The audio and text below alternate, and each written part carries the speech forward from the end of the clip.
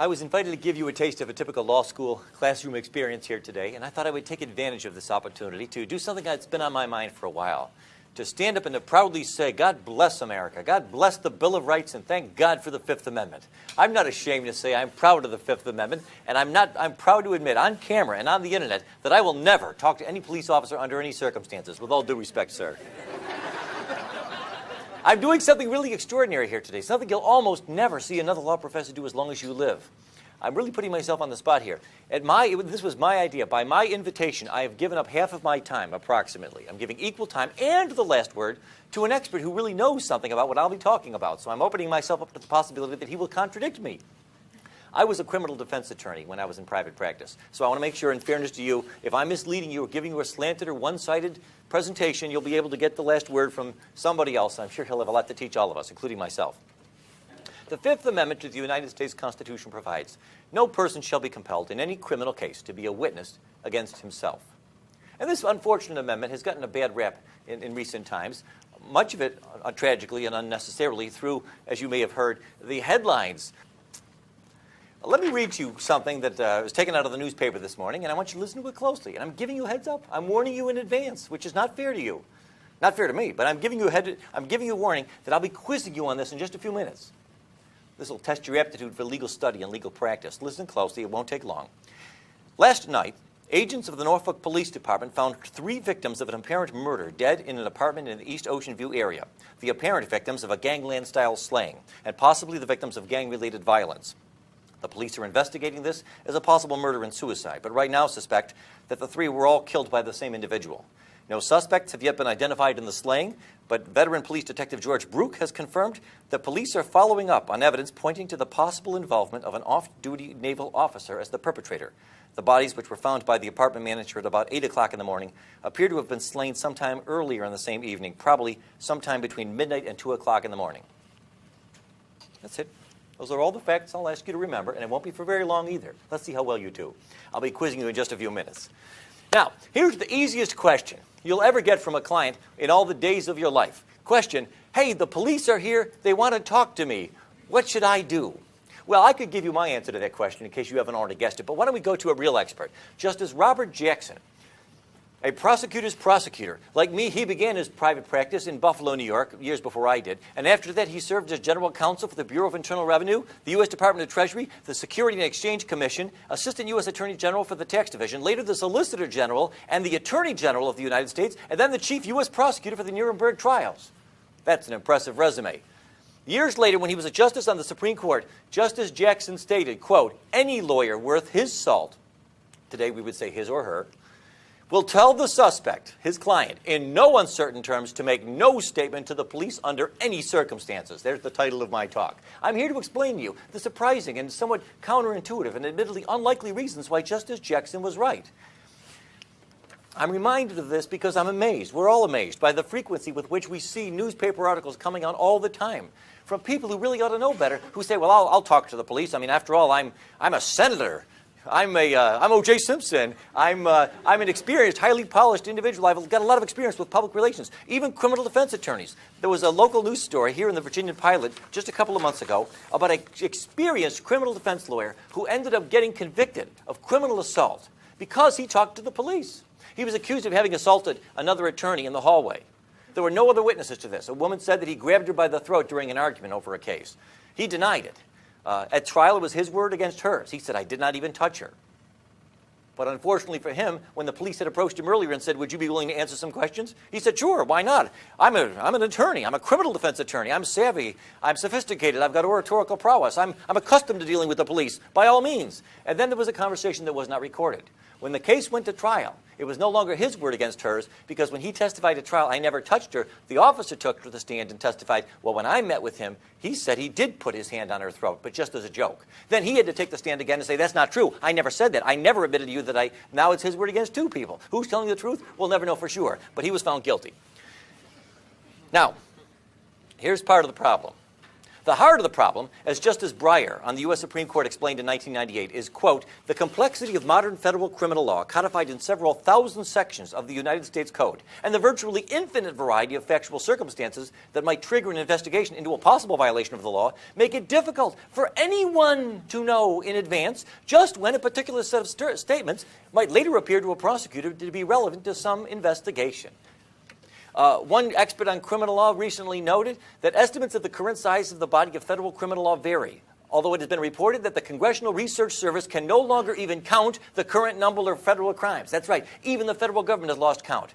These laws are scattered over all 50 pages of the U.S. Code, encompassing roughly 27,000 pages. Worse yet, these statutes often incorporate by reference to the provisions of administrative regulations. Estimates of how many such regulations exist are even less well settled, although the ABA thinks there may be nearly 10,000.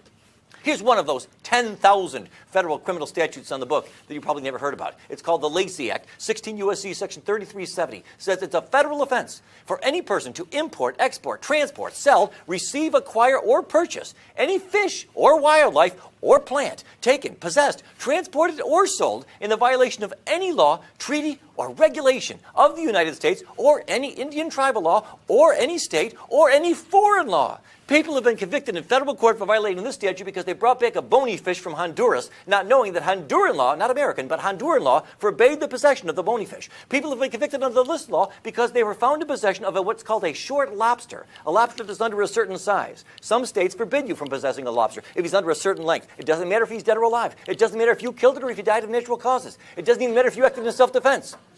Did you know that? Did you know it can be a federal offense to be in possession of a lobster? Admit it. Raise your hand if you did not know that. There's the problem.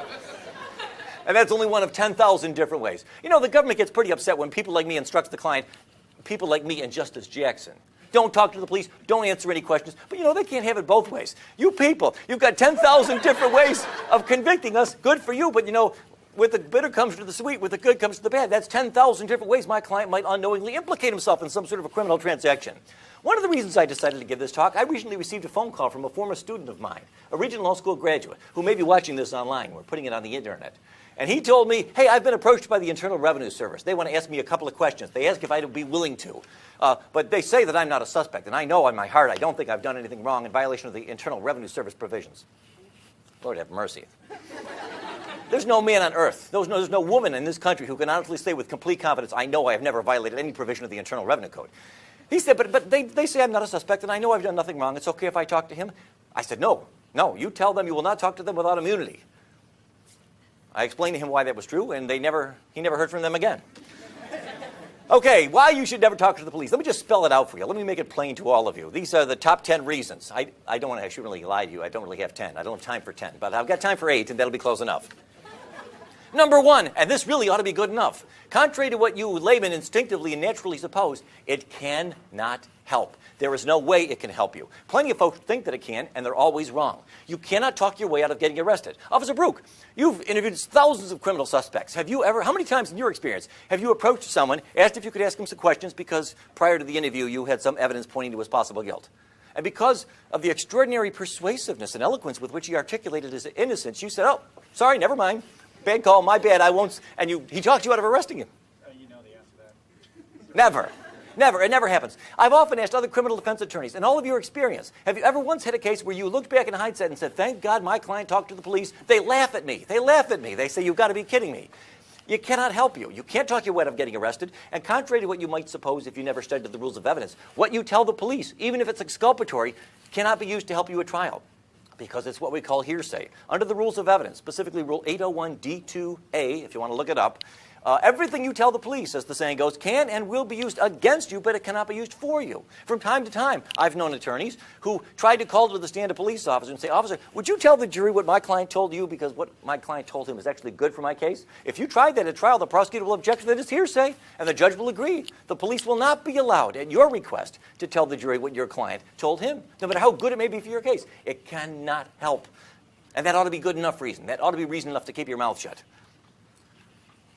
But if you're not persuaded, let me go talk about a couple of others. Number two, obviously one of the most obvious. If your client is guilty, as many of them are, but even if he's not, even if he's innocent, he may well admit his guilt with no benefit in return.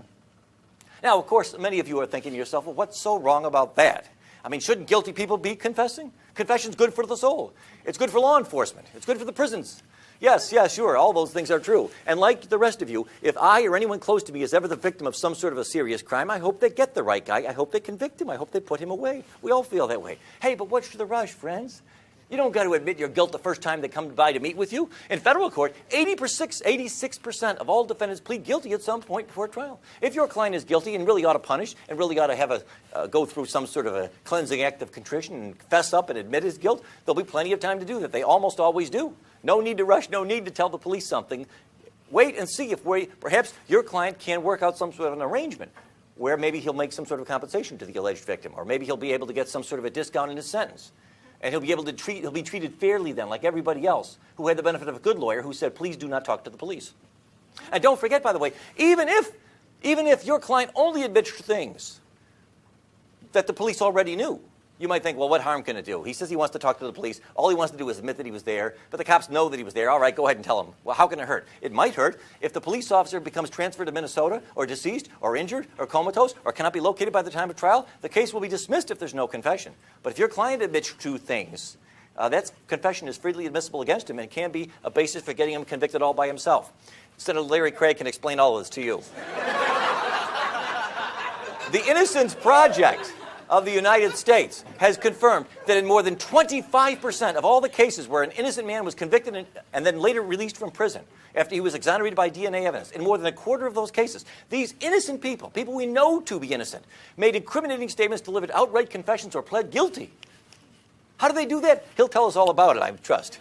Here's a couple of famous examples. You can just ask them. You don't have to take my word for it. There on the left was Eddie Joe Lloyd. He was convicted in 1984 of the murder of a 16-year-old girl in Detroit after he wrote to police with suggestions on how to solve various recent crimes. During several interviews, police fed details of the crime to Mr. Lloyd, who was mentally ill, and they lied to him and convinced this mentally ill man that by confessing, he might help them smoke out the real killer. He later signed a confession. It gave a tape-recorded statement. The jury deliberated less than 1 hour before convicting him on the basis of this confession. There was no other substantial evidence against him. The judge said, I'd hang you if I could, but the death penalty was not available in Michigan at the time. But after almost 2 decades in prison, he was released after DNA evidence proved that this man was innocent and had falsely confessed to a crime that he did not commit. On the right is Earl Washington, who was released from prison just a few years ago here in Virginia after spending 18 years behind bars after being committed of a rape and a murder that we now know he did not commit after having been exonerated by DNA evidence. But this man, Mr. Washington, who was in fact confirmed to be mentally retarded, was able to confess to several crimes at the request of the police, some of which we know he could not have committed. That's the problem. Some of you are thinking to yourself, well, none of this concerns me because I'm not guilty of anything and I never will be and I will never represent people who do. Okay. Let's talk to you people. You innocent folks. Those of you who have never committed a crime and never will, and none of your clients will either. And you wouldn't go out with a girl who did. Fine. You better not talk to the police either, okay? Because number 3, we'll put the guilty behind us. Forget about them. Let's talk about innocent people. Number 3, even if your client is innocent and he denies his guilt and almost entirely tells the truth, odds are good he will easily get carried away and tell some little lie or make some little mistake that will hang him. This is human nature. He gets in there, it's a stressful situation. Imagine a perfectly innocent client. The police say he's been guilty of a murder. He's totally innocent as any one of us. So he goes in there and he meets with the police. He says, I don't know what you're talking about. I was nowhere near there. I didn't kill him. I've never killed anybody. I don't have a gun. I've never had a gun. I've never touched a gun in my life. I was nowhere near Virginia Beach that night. That last line was a lie. He went over the top. He was getting carried away. He got into this groove. He started saying all kinds of things, almost all of them true, that he knew would tend to exculpate himself. Then he got carried away and just said one thing that wasn't true, and unfortunately for him, they can prove that it wasn't true. He may be convicted on that basis alone. But let's say, well, that's not a problem. I'll tell my client only to tell the truth. I've met with him. I know he won't lie to the police. He won't make any mistakes. Okay, that's still no guarantee you won't be getting into trouble. Because even if your client is innocent and only tells the truth and doesn't say anything that is false. Now, already, mind you, we're pretty well nigh into fantasy land. The odds of anybody being able to pull this off are really quite slim, no matter how innocent they may be. But just the same, let's pretend. Let's assume he gives the police nothing but the truth, and he is totally innocent. He will always give the police some information that can be used to help convict him. Always. For example, suppose you tell this to the police. Here's what your client tells to the police in his denial of guilt. I don't know what you were talking about. I didn't kill Jones. I don't know who did. I wasn't anywhere near that place. I don't have a gun. I've never owned a gun in my life. I don't even know how to use a gun. Yeah, sure, I never liked the guy, but who did? I wouldn't kill him. I've never hurt anybody in my life, and I would never do such a thing. Let's suppose every word of that is true. 100% of it is true. What will the jury hear at trial? Officer Brook, was there anything about this, your interrogation, your interview with the suspect, that made you concerned that he might be the right one? Yes, there was. He confessed to me that he never liked the guy. And then the prosecutor will put that up in big letters, and he'll say, ladies and gentlemen of the jury, it's pretty clear that we've got the right guy here. We've proven that he was in Virginia Beach that night. That's opportunity. And remember, Officer Brook admitted that after extended questioning, he was finally able to get the defendant to admit that he never liked the guy. There's your motive. Motive plus opportunity. Wham, bam. Please. But juries eat it up. And innocent people get convicted this way sometimes. How often? Hopefully not too often, but we know what happens. The United States Supreme Court, don't take my word for this. In Ohio versus Reiner, the Supreme Court of the United States said, quote, one of the Fifth Amendment's basic functions is to protect innocent men who otherwise might be ensnared by ambiguous circumstances. Truthful responses of an innocent witness, as well as those of a wrongdoer, may provide the government with incriminating evidence from the speaker's own mouth. See, it's not just some criminal defense attorney telling you this. Even the Supreme Court says I'm right. Under the facts of that case, by the way, in Ohio versus Reiner, a child tragically was died, apparently the result of shaken baby syndrome. The question was who had shaken this baby to death. And one of the possible suspects was a babysitter who had spent some time with the child that week. The babysitter's story was, I don't know what you're talking about. I did not kill the child. I did not see it happen. I don't know who shook the baby. It was never me. I never did anything of any violent nature to the child.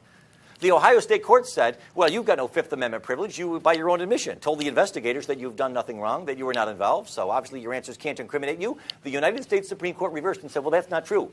Even though this babysitter denies shaking the child, denies seeing the child die, denies knowing how the child died, this babysitter, by her own admission, apparently the government wanted to ask whether the babysitter might have been with the child at some point that week, during the week prior to the death. And that answer, although by itself not sufficient to convict anybody, could help convict her.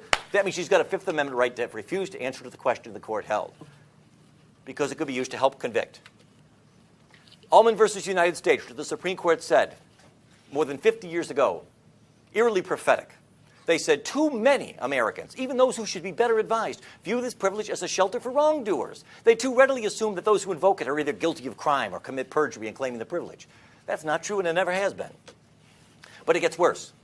Can it get worse? It can. Number 5, even if your client is innocent and only tells you the truth and does not tell the police anything incriminating, which, by the way, is almost impossible to pull this off. I mean, imagine talking to the police for 2, 3, 4 hours, and somebody like him can't somehow manage to extract from you something that could be used to help convict you. That'd be extraordinary. I don't think anybody's pulled it off. But even if you could pull it off, there's still a grave chance that his answers can and will be used to crucify you in a court of law if the police, no offense, don't recall his testimony with 100% accuracy. All right, now this brings us back to that pop quiz I warned you about. I told you earlier, remember, it's only been a few minutes, and you weren't up all night, and you weren't the subject of physical duress. You were in the relaxed setting of a classroom here. You were given heads up, advance notice that you would be quizzed on this. Question. We'll start with a couple of easy ones. Remember that article I read you about that? How many people did the police find shot to death last night at that Ocean View apartment that I told you about? A, 1, B, 2, C, 3, D, 4. Who says A? B. C. Get this. Get that with a camera. Move that camera around. Look how many hands we've got there for C. Okay, D. You're all wrong. Everybody who raised their hand, you are the kind of people who should never talk to the police under any circumstances for as long as you live. Why is C not the right answer, by the way? If you know, raise your hand. Yes? Because you didn't state the cause of death. Excellent. I didn't say anybody was shot. I didn't say gun, bullet, shooting, firearms. Didn't use any of those words. But I don't blame you if you thought that I did. This is the way the human mind works. We hear things. We fill in details. I said gangland-style slaying. That may or may not imply something, but it doesn't mean that anybody was shot. And that's the problem. You see, even if your client is innocent and only tells the truth and doesn't tell them anything incriminating, and his statement is videotaped, his answers can be used to crucify him. You might say, wait, how can that happen? I insisted, at my insistence, I called the police and I said, look, if you want to talk to my client, you can talk to him, but only if you videotape the whole thing. I don't want there to be any debate between the two of you over what happened. Okay, we'll videotape the whole thing. If the police don't recall their questions with 100% accuracy, he'll be convicted on that statement alone. For example, suppose a man goes to the police, they say, we're investigating a possible murder, a shooting. And the guy says, quote, I don't know who killed Jones, Officer Brook, with all due respect. It wasn't me. I've never touched or fired a gun in my life. How can that help incriminate this man? How could that possibly be used against this man to help convict him? You would think it's inconceivable. But it's as easy as pie. All the officer has to do is read this statement to the jury, and then the prosecutor says, Officer Brook, was there anything about that statement that confused you or surprised you? Yes, there was, he says, in a moment of sinister, high drama in the courtroom. And what was that? And then Officer Brook turns to the jurors and he says, I never said anything about a shooting. I said we were investigating a murder. He was the one who brought up a gun. Then you turn to your client, and your client says, that's not true, that's not true. I remember he was the one, or one of the cops, I was with them for 3 hours, one of them in the car said something about, they said they had a witness that I was the shooter. Okay, I'll put you on the stand. And then your client testifies, no, they did tell me shooting. They mentioned it before I said anything about a gun. They brought it up first. And then the police said, that's not true. And now what, it's your word against theirs? For what? You're gambling with your client's life. And police officers can very easily make a mistake like that, just as so many of you did just a few minutes ago, about whether you recalled having heard me say something about somebody actually being shot. Police make mistakes, innocently, inadvertently, unintentionally. Any statement, no matter how exculpatory it may seem on its face, can be used to crucify you all by itself if the police are either willing to lie, not likely, or if they just have an innocent misrecollection of the details as to what they did and did not tell you before you told them what you said. All of these, by the way, all of these problems disappear if you take Justice Jackson's advice and say, thank you very much, officer, but no thanks. How about this one? Here we go. Now, here's the most surprising of all. I've saved the most surprising one for last. Let's suppose you've got the following scenario. Your client's thinking about talking to the police. He says, I've got nothing to hide. They think that I killed somebody in Virginia Beach last night. Well, this is what your client tells you in confidence. I don't know who robbed that store. It wasn't me. In fact, I've got a pretty good alibi. I wasn't even in Virginia Beach that night, last night. I was 4 hours away visiting my mother in the Outer Banks. Unfortunately, no, I did not pay for gas with a credit card. I used cash, and so I've got no witnesses that can prove I was there except my word, and of course, Mama, for what that's worth, which is nothing. So your client says, so the police want to talk to me, and I want to seem cooperative, so what I'll do is I'll tell them that I was in the Outer Banks last night. Now, there's nothing on its face incriminating about any of that. Let's assume, by the way, that you believe with all your doubt. You've given your client a polygraph exam. You've known him for years. You've been going to the same Bible study for 30 years. You know beyond a shadow of a doubt that he's telling you the truth. And he's not admitting anything. He's not admitting motive. He's not admitting opportunity. He's not admitting that he was there. How on earth could this come back to haunt us? How on earth could this come back to be used against us? Be honest. Raise your hand if you really think the answer to that question is, I can't see how it could possibly be used against me. You're afraid I'll call on you, right? I won't call on you. Well, you're wrong. You're dead wrong. You're always wrong. Everything you say, every time you talk to the police, you will regret it. You see, the problem is, here it is. This is the last point. I think it's almost, even if your client is innocent and only tells the truth and doesn't tell the police anything incriminating, and the entire interview, questions and answers are videotaped, even his truthful answers can be helped to crucify even an innocent man. If the police, through no fault of theirs, end up in the possession of any evidence, even mistaken and unreliable evidence, that anything your client told them was false, even if in fact it was true. Again, going back to this example from a moment ago. Let's suppose I go ahead and I meet with the police. I think I got nothing to hide. I tell them I was in the Outer Banks last night, officer. How can that be used to convict me? By itself, it cannot. It cannot help at all by itself. But what if I later find out, to my horror, after I put my cards on the table, that they've got a witness, a girl that I went to high school with, an unimpeachable witness. We've never been enemies. She'd have no reason to lie. She swears she thinks she saw me in Virginia Beach last night, a couple of blocks away from that store, about an hour before it was robbed. Now, her testimony by itself isn't going to help the prosecutor. Hell, if she's all they've got, I'll get this case thrown out before trial. But if, like an idiot, I talked to the police and I told them the truth, I told them I was in the Outer Banks, and now, lo and behold, tragically, it turns out they've got a witness, a false, mistaken, confused, but sincere and credible witness who could testify that I was here at Virginia Beach, now they're likely to get a conviction. Because what they'll do, I've just turned this cop and this woman into the government star witnesses. They'll put Officer Brook on to testify about how my client lied to him about being in the Outer Banks, and then they'll put on this girl who otherwise would have not even helped with their case at all, who will testify, no, that's not true. That was a lie. I saw Mr. Duane's client here in Virginia an hour before the robbery, not so far from the store. By herself, she would not have helped the government in any significant way. But what I have just done, you see, is given them the other part of the puzzle. And now I'm doomed. Just ask them. I close with this example. Here we have a couple of recent celebrity examples of why it is that even people who admit nothing always end up denying it. They always end up regretting it. On the left, we have Martha Stewart. She was the victim, the subject of an extensive government investigation that was looking into the possibility that she was guilty of violations of certain federal laws, securities laws, fraud kinds of things. They couldn't pin that on her, but they were able to get a conviction because she denied it. Talking to the police and later to some of the shareholders, she said, no, it's not true. I was not guilty.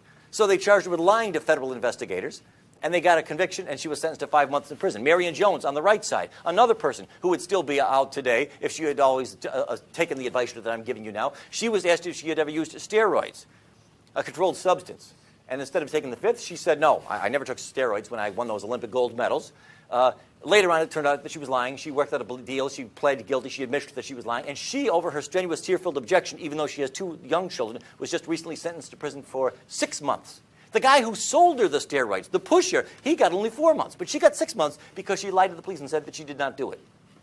You see the problem. Michael Vick, who recently pled guilty, as you know, to these charges with respect to the operation of this dog combat sort of operation at his home. At sentencing, like many other criminal defendants, even though he eventually pled guilty at sentencing, one of the reasons his sentence was a little harder than it might have otherwise been, the judge said, was because when he initially met with the police, he lied to them and said, I didn't do anything. I didn't do it. I don't know what you're talking about. Even guilty people, but not only guilty people, will always end up regretting talking to the police. So my advice to you, Justice Jackson was right.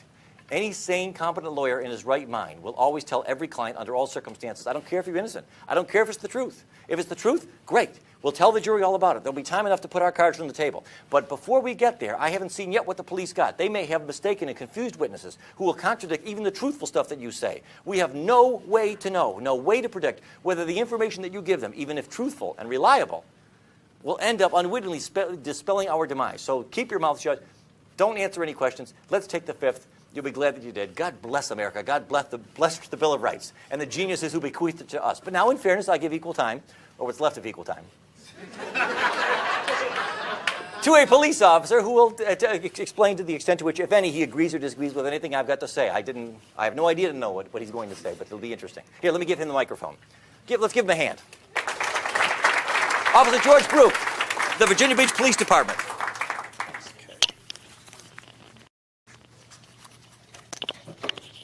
I cannot talk that fast. Not even interviewing. I'm going to take the podium here, Professor. Because I took notes on some of the things you said. And everything he said was true. Okay? And it was right, and it was correct. And I'm just going to give you a few ideas. I'm going to tell you a few examples. But first, I'm going to give you a little information.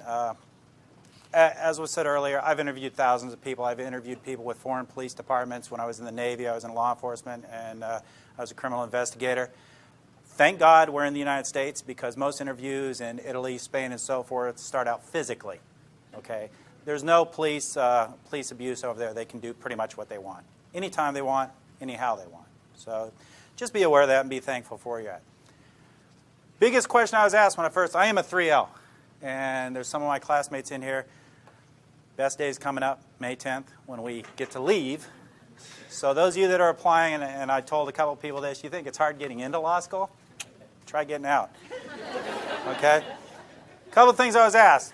How do I quit from getting speeding tickets? Very easy question. Quit speeding. Okay? But something Professor Dwayne brought up, are any of you guilty of anything? How many of you drove here today? Anybody go above 55 on the interstate? Anybody drive at home and go above 55 on the interstate? Because if you stay... Your hands for? I told you, don't I know. I remember, but I was doing it anyway. I did it intentionally. And there you go. And people are inherently honest, and that's their biggest downfall. Okay? They really are. Or they want to tell their story. And if you drive 55 on the interstate where it's 55, the only thing you're going to do is meet the person behind you because they're going to rear end you and you're going to get run over. Okay, so that's a fact. But everybody does something that they can get in trouble for. I can follow as a police officer when I was in uniform. I could follow a car however long I needed to, and eventually they're going to do something illegal, and I can pull them over, and justifiably illegal to pull them over with. So just be aware of that. Don't think you're so innocent in such a thing. When you get stopped for a traffic ticket, everyone likes to be somewhat honest. And what's the first thing the police officer asks you? Do you know how fast you're going? If the speed limit's 35, you'll say, oh, 38, 40, because you want to be kind of honest even though you're doing 50. You just said 38, 40. You just admitted to breaking the law. You just confessed. So they can go to court with that, with a confession that you were exceeding the speed limit. Okay, so you need to think about those things, and when you do become defense attorneys, which I may, who knows, you need to think about those things for your clients. The other thing you need to think about your clients, and this is going to seem very terse, people are stupid. Your clients are stupid. And I've had defense attorneys come up to me. Matter of fact, one on a motion to suppress just Tuesday come up to me and tell me his client was stupid. Okay? They're very straightforward. They do foolish things. They talk to the police. You guys need to be aware of that. Now, in my past, and it wasn't exaggerated, I have interviewed thousands of people. I've arrested and dealt with over 1,000 felonies. Well, actually, more than 1,000 felonies. Probably about 20, or no, about 1,000 felonies, 2,500 misdemeanors. 98% of them conviction rate. 80% of them I don't even have to go to court. Why? Because there's confessions. Because they confess. So these people have no problem. The hardened criminals have no problem talking to the police. People like to tell their story. And they'll sit in that room and think about it.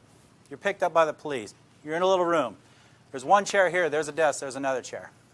What's the thing you want the most right at that point? To get out of that room. To be out of that room. Think the police officer's shift is ending in 15 minutes. Does a police officer want to get out of that room? My overtime rate's $58 an hour. Do I want to get out of that room? I have no problem. I'll stay there for 10 hours. I'll take that $600. Okay, so I have no motivation to want to leave. You do, and that's how we get you to try to talk. I have my job. My job is to develop probable cause, develop a good case. A great case is a case with a confession. Get it to the Commonwealth's attorney so that they can prosecute the case with little, if any, effort. And the Commonwealth attorneys love those cases, the little and any effort, because they come with a stack of files that high in court every day. So they love those cases. That's my job. The defense attorney's job is to hope they get to their client before I do and make sure they don't talk to me, no matter what. Give you an example, and this will go right along with what Professor Dwayne was putting up his examples. I had an interview that went something like this. Were you involved in the burglaries? No, I had nothing to do with them. You didn't have anything to do with them? No. You were in a car with all this stolen stuff in it? You had nothing to do about it? No. You knew it was there? Yeah. Okay, now we got possession of stolen property, felony, okay? But you had nothing to do with it? No. So what did you need the money for? Well, I had to pay some of my court costs from another thing I got in trouble for. Oh, so he took the money from stealing the stuff. I have enough to charge him now with burglary. Simple as that. Well, did you see the picture on that camera of the house with the Christmas decorations? This is a real case scenario. Yeah, did you go in that house? No, I didn't go into that one. So there's ways around it. There's ways to get around people who try not to talk to you. And again, as Professor Dwayne said, if you wanted to go and say you wanted to go into a boxing match, $100 if you win. You've never boxed before. You have to face somebody who's an Olympic boxer. You're going to lose. You're going to face somebody who's been interviewing people for, in my case, 28 years. You're going to lose, unless you're purely innocent. Now, on the other side of it, I don't want to put anyone that's innocent in jail. But I try not to bring anyone into the interview room that's innocent. And there are a couple that I have let walk away because they were innocent. Okay, the interviews. How do we approach the interviews? There's a number of ways to approach interviews. There's a number of types of people that I deal with. First thing I do, anyone know what they get told first when they're in an interview? Miranda. Miranda warning. Okay, it's not a right. You don't have a right to Miranda. Those rights have always been there. It's called the Constitution. You're just teaching. You're doing a real quick class on the Constitution for these people. Usually they don't listen to it. And this is the way I give my Miranda warning. Look, I have to tell you this. Just pay attention. Okay, they're usually sitting back or they're very attentive. You have the right to remain silent. Do you understand that? Yes. Anything you say may be used against you in a court. I don't have to say it will be. I say it may be. Okay, and they get that. You have a right to an attorney, and if you can't afford one, one may be appointed to represent you. Got that. You can decide not to quit talking to me at any time and exercise these rights. Do you understand that? Sure. Now, before I do the primary thing that's needed with those rights, and that's to get a waiver, I say, now, before you say anything, let me tell you what I know. And over all the time I've had to put together what this individual was supposedly involved in, and I only say supposedly because Professor Duane's sitting over there, that this individual was involved in, I will tell the story that I've put together, and it'll be pretty close to what happened. And I can see that it's pretty close to what happened because that individual starts slumping down in their chair. They'll put their hand to their face, doing this in their mind, oh my God, I'm going to jail forever. Okay? And I can see it. And I said, now that you know what I know, do you want to talk to me? And why do I do that? Because if I didn't do that, is if I said, do you want to talk to me, they'll say no. So I give them the time to think about, and then comes the next phrase. Now, before you start talking to me, let me tell you the difference between a lie and a truth. If you lie to me, and I get before the judge, and I tell the judge that you were dishonest with me, that's just not going to make him happy. But if I get before the judge and tell him you're honest, straightforward, willing to take responsibility for your actions, that is going to help you. That's not a lie, though. That is true. In Virginia Beach courts, it will help them. You know, they may not get 5 years, they may get 3 years. They're still going to prison, or they're still going to have a felony, but it will help them. And then I have to determine what kind of person I have. And there's two types. There's the one, like I mentioned to you earlier, where I have to talk to them about different things, get into their own skin, as the word is, and try and get them to talk to me and discuss things. I had a sexual assault case. I had to talk to the guy how hot the woman was, and I understand where he was coming from. And when I said that, we were buds. And he started talking to me. And he's still sitting in prison. Okay? So you've got to get in there and you've got to go places. The other side is, I can't try and act like that individual acts. Okay? I can't try and act like what we call lovingly a hood rat. I can't try and act and talk like him. Because I'm an older white guy. We don't talk like that, and that would be an insult. And you can't insult people. It doesn't matter who they are. It doesn't matter where they grew up. It doesn't matter where they're from. You can't insult people like that. You have to be yourself. So you have to get into their mindset and the way they're thinking and have a discussion with them. The other type of person is the one that likes to tell a story. This young man, great man. I love him to death. He didn't go to jail because I went to bat for him, because I felt sorry for him. He was a newlywed. He was having money problems. Former Marine. I said, tell me what happened. And he told me this beautiful story about what happened. What he had done is he had sold a piece of equipment that his ex-employer had that he had stolen. He told me the beautiful story of what happened about him finding it on the side of the road and all that kind of stuff. And I didn't even question about him. After he finished his whole story, very unplausible but very beautiful story, I sat there and listened to it for 15 minutes. I looked at him and I said, you stole the stuff from your boss, didn't you? Yes, sir, I did. I had nothing. I really had nothing except the fact that he had sold it. So there's those types of people. And then the third type, the one who tries to be the hood, who tries to be the criminal, who cries like a baby when they walk into jail, but when they're on the street, they're as tough as rocks. You go in there with your paperwork, you sit down, and you just start doing paperwork. And usually I have a videotape sitting on top of it, just for measure, so they think I have a videotape. And you just sit there. Don't tell them Miranda. Just sit there and wait for them to start talking, because they will. They want to talk. People want to communicate. They hate silence. That's why when people speak, you hear, when they're talking, because they need to fill that void with something. People hate silence. So that's the other one. So that's another way. So you see how there's an unlevel playing field here. Even with the most educated individual, there's an unlevel playing field. If you talk to the police, everything's going to be written down. If you get pulled over for a ticket, they give you the ticket and you pull off. Do you ever see the cop pull off right after you? Usually not. That's because on the back of their ticket, they're writing down everything you said.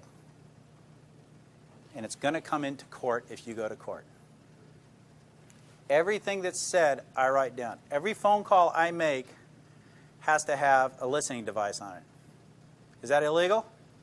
How many parties need to know that a phone conversation in Virginia is being recorded? One. Me. I knew it was recorded. I get many, many confessions over the phone.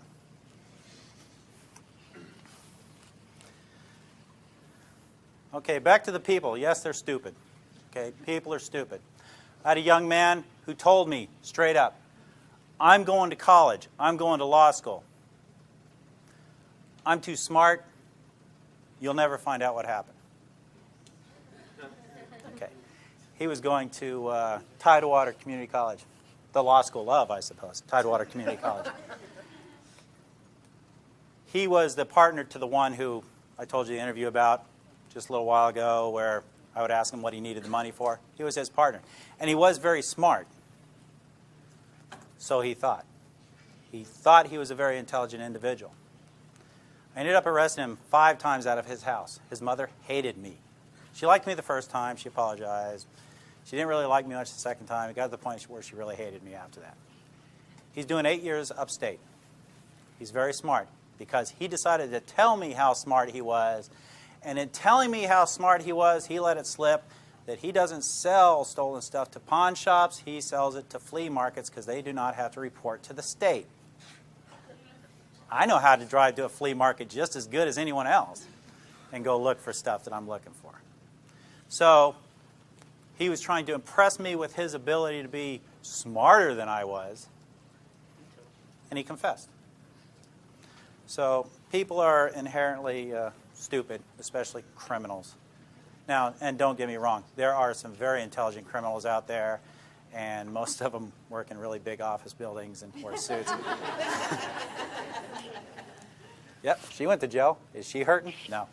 But there are some very intelligent street criminals out there as well that get other people to do their bidding and so forth and so on, and people are afraid to turn on them. But there are some very foolish people. Just a couple other things. I do a thing usually with younger people, usually between the age of, I try not to deal too much with juveniles, but between the age of 16 and 25, is once they've talked to me. Now, let's back up a little bit. You don't need a recording in court for a statement. As Professor Dwayne said, it's his word against my word if he was a defendant. Number one, and this is the way it works, and this is the way the real world works, in case you guys haven't been out there, that's outside the windows out there. The jury looks at a defendant sitting next to a defense attorney. That's strike one, because the jury is already looking at that as that being someone who did something that put them in that chair. Number two, they get a uniformed police officer up there. They get someone wearing a suit as a detective up there that is a professional witness. That's strike two. So now they have a professional witness against them. And then if they've confessed and that professional witness is going to sit there and read from his or her notes, the confession, that's strike three. Go get your orange jumpsuit. Do not pass go. Do not collect $200. So they have all those strikes against them. And I know you're innocent till proven guilty, but it's a jury of your peers. And the perception is if you're sitting next to a defense attorney, you have to prove you're innocent. And that's just the perception of a lot of the jury. No matter how many jury instructions they get, they still perceive that person is a hoodlum, is a criminal.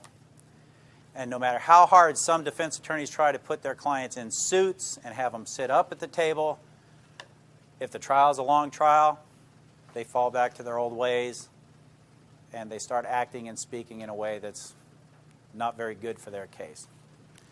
So saying that, you don't have to have a recording. My suppression hearing, a statement was trying to be suppressed because when I record a confession or an interview, because we don't do interrogations, the police. We do not do interrogations. That's a bad, mean, Nazi kind of word, okay? We do interviews, okay? And you'd be amazed how much difference it makes when you use that one word versus interrogation. I'll take it off the tape and I'll have my secretary put it to paper. Immediately afterwards, I'll take that tape and I'll scan it over my magnet, throw it in my box so I can use it again. I do not keep the tape. It is not evidence. It's not required to be evidence. It is there. If it's there for the court, it's just extra. You don't have to have that. But it's really good to have. The suppression hearing, he tried to suppress that after I testified. The defense counsel stood up and says, well, Judge, I really don't have anything to say. And the judge, Judge Canada, said, motion denied. And let's move on and go to court. So you don't have to have recordings. You don't have to have videotapes. The police videotapes, that's just extra. If you got that police officer sitting there testifying, you don't have to have that videotape. You got the guy that was right there to tell you what happened. But it's always nice to have those extra things. And what I do for these young people is I'll say, look, the person who you broke into their house are very upset. They're very angry because you sold their stuff to the pawn shop. Pawn shop stuff, sold them. They don't get their stuff back. They're very angry. They want you to go to prison. Okay? They may be very angry. They want you to go to prison. They may want to. To lessen that, that's the start of what's commonly known as a lie, because we are allowed to lie in interviews. To lessen that, you might want to make them happy. And the reason that's a lie is because when it is a felony in Commonwealth of Virginia, the victim has nothing to do with the prosecution or how long the people go to prison or any of that kind of stuff. We're prosecuting them, not the victim. But to lessen that, what I'd like you to do is write an apology letter to the person whose house you broke into. Just write it out. Well, how do I write it? In your own words. Just write, I'm sorry for what I did. Then say that, when I broke into your house the other night, whatever. They write it out. They sign it. I sign it as a witness. I put the date and the time that it was written. I give it to the Commonwealth's attorney. It's entered as evidence as a written confession in the person's own handwriting. I don't type it up again and have them sign it. In their handwriting, a written confession. Is that person going to get convicted? I have never seen them not get convicted on that, on an apology letter. So, in support of Professor Duane, everything he says is right. That's what I do. Now, to take away the support, I don't try and send innocent people to jail. That's it. That's all I have. Any questions or anything like that?